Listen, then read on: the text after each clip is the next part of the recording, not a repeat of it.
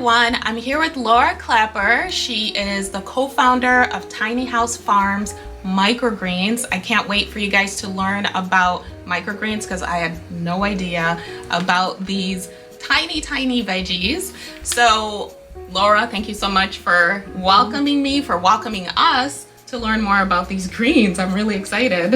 I couldn't be happier to have you. One of the first questions that we always get are, what are microgreens? Exactly. Essentially, they're tiny vegetables. They are the same as a vegetable that would grow to adult stature, but instead we harvest them when they're about this big, as you can see from some of the varieties behind us.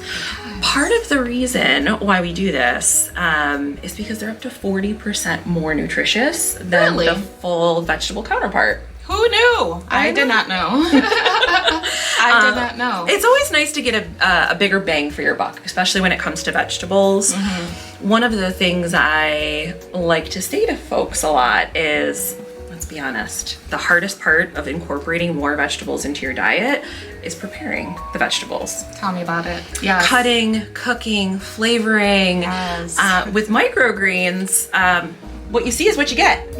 They're ready to go, super convenient, and that's just kind of how I start to incorporate that into my diet. I love it. So tell us, what made you decide to kick off this business, to launch this business? How did the idea come about? Because personally, I had never heard of microgreens before, and I'm sure some people out there haven't heard of them either. So what prompted you to kick this off? That's a great question, and another one that we get a lot. To be honest, we didn't know what microgreens are when we first started either. So if you don't know what they are, you are not alone. I think with the COVID-19 pandemic, started to look into ways to use the space around us to be self-sufficient. We were seeing a lot of supply chain issues that are still going on today that makes it hard to transport fresh produce to different places. And as we started to look into what can we do with the space that we have on hand, we have a small house, hence the name Tiny House. So tiny house, tiny vegetables seemed like the biggest bang for our buck. Right. No, I love that. I love the concept. Self-sufficiency for me is huge. For those of you that know some of the work I do, especially with my nonprofit ICA, International Child Advancement, that's one of the key things, helping the kids that we support become self-sufficient. But for all of us, the importance of self-sufficiency, but also getting to a place where we start practicing self-care, that we start to think about our well-being, our health, which at times is a challenge when we're so busy. Many of us have been working from home for a long time. So, being able to incorporate more of a healthy diet in an easy way and in a unique way. So I know you briefly touched on nutrients. What are some of the nutrients that we can get out of microgreens? Yeah, that is a great question. The way that I focus on it is you're looking at things that are micronutrients. So they're your minerals, vitamins, your vitamins A, K, things that are going to really help your immune system. Traditionally, a lot of the foods that our culture has grown up eating have been a little void of some of those micronutrients. Also, in diet culture, you hear a lot of folks talk about macronutrients. Those are things like fat, carbohydrates. Very important to have those a part of your diet, but that's really just one piece of the puzzle. So when you focus on the micronutrients and getting those into your diet, you start to provide your body with essential compounds that it needs to build healthy organs, healthy skin, healthy hair, nails, all of those things that help us glow. Absolutely. I love the hair and nails part, right? That would be my number one reason to eat these microgreens. So share some quick tips on how we can incorporate microgreens into our daily diet. When I look at microgreens personally, when I first saw your post on LinkedIn and I saw these teeny tiny vegetables, I was like, how in the world would I ever get full on these vegetables? I'll need a ton of them to get full when I eat them, or how you even eat them, how to even incorporate them. So what are some tips for us to incorporate microgreens? The easiest thing is to take a look at what your diet is today and find ways where you can enhance the flavor. We tend to work with a lot of chefs today. The chefs love the way that they look. They love the intensity of the flavor. And I try to steal and borrow some of those ideas and bring them into everyday life. So a good example for Buffalonians especially is pizza. It's very difficult to live in Buffalo and not eat the pizza. Right. We know that it's a part of the culture here. Yeah. And it's not the healthiest thing to eat. Right. Exactly. So I use that as a really great way to pair microgreens that will enhance the flavor of that. So one of my favorites is radish, and they have a spicy kick to them. Right. And you can just sprinkle it right on top of whatever you're eating. So pizza is an easy example of that, but it can also enhance healthy meals that you have. So if you're eating a salad, microgreens are a really nice way to increase the flavor in your salad. Yeah. Romaine is great, but it doesn't have a lot of flavor to it. Right.